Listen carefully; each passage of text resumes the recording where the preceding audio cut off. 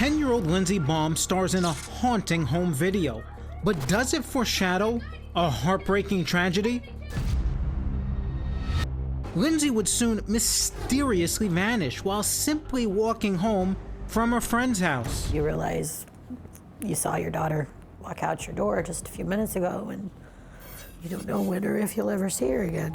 It's just kind of a earth-shattering moment. In a small Washington town, investigators quickly amass a long list of 40 persons of interest, those who might know how Lindsey mysteriously disappeared. But some of them didn't remain a person of interest for very long because we were able to quickly determine that they had no knowledge or involvement in her disappearance. But exhaustive police work soon yields tangible clues when surveillance video and witnesses lead cops to believe 2 remaining on their list are outright lying. He denied being in McCleary when she disappeared. We would later find that was not true. The night that Lindsey went missing, did you just have an unfortunate memory lapse, or were you hiding something? Melissa Baum had moved to Washington State from Tennessee to close the door on the trauma of her divorce from Lindsey's father. And McCleary, a small town of 1,500 people west of Olympia, seemed to offer the peace and hope Melissa wanted for herself and her children, Lindsey and older brother Josh. In Tennessee, we lived in smaller communities, and we weren't used to living in town. And McCleary was a nice, quiet, small, peaceful town. The kids loved it there, especially the boisterous little Lindsey. So Lindsey was a spunky 10-year-old. Very. She couldn't just slam a door once, she had to slam it twice for effect. Full of life, like from the day she was born.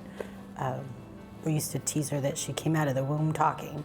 She was just active, bright, happy 10-year-old little girl waiting for her 11th birthday. But Mom Melissa says a shadow fell over Lindsey's apparently bright future when her daughter had a frightening premonition just a day before she would disappear. And she said, "Mom, I just have this really bad feeling that something bad's gonna happen." And I said, "Like what?" And she said, "I don't know, I just have a feeling." She knew something was coming, but she didn't know what. And then the next night she was gone.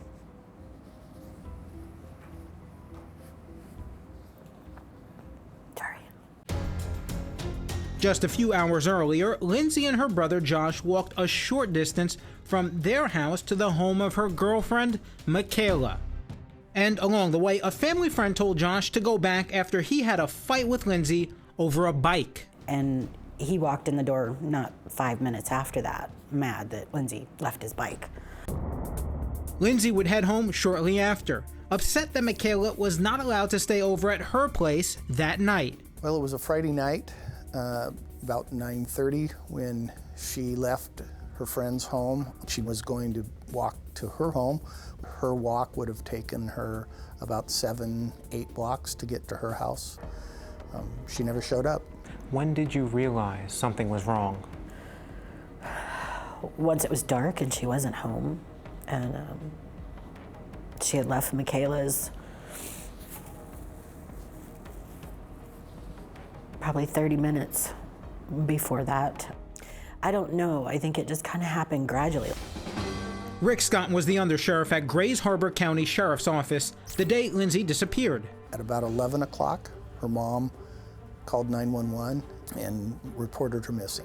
So that began a search of the local immediate area by the McCleary Police Department, some volunteer firemen, and her mother and some friends. We would maintain that search and rescue component for the next 10 days, and that grew to involve over 240 people, ground searchers, air search and rescue, dogs, horseback. Days later, police divers desperately searched local waterways, and the entire population of McCleary, 1,500 people, became involved, all caught up in the mysterious disappearance of Lindsey. Our job was to make contact at every residence along that route. And because everyone knew everybody in this town, it became personal for those leading the search. You're clearly frustrated. This During this investigation, I lost 40 pounds, and it was just from the stress. I thought about it day and night, when this first happened. Polly Thomas was one of the original investigators working closely with Rick Scott. They both wondered how, in such a small town, a little girl could vanish with no one knowing how or why. Is it possible this 10-year-old just fled the scene? I think within 24 hours of all that taking place, I think it was pretty clear that that was not what happened. So she could not have done it alone. Let me put it that way. She had left her cell phone at home. She had no money on her. Next, police launch an official criminal investigation into Lindsey's disappearance and make a disturbing discovery. There was 2 incidents in the week prior to her disappearing. Her and her friend had said that they thought somebody was following them. Who was this mystery person? And could the truth possibly be hiding behind a man police identify as a person of interest? We see you. Just a quick question. We want to get your response to our interview with the sheriff.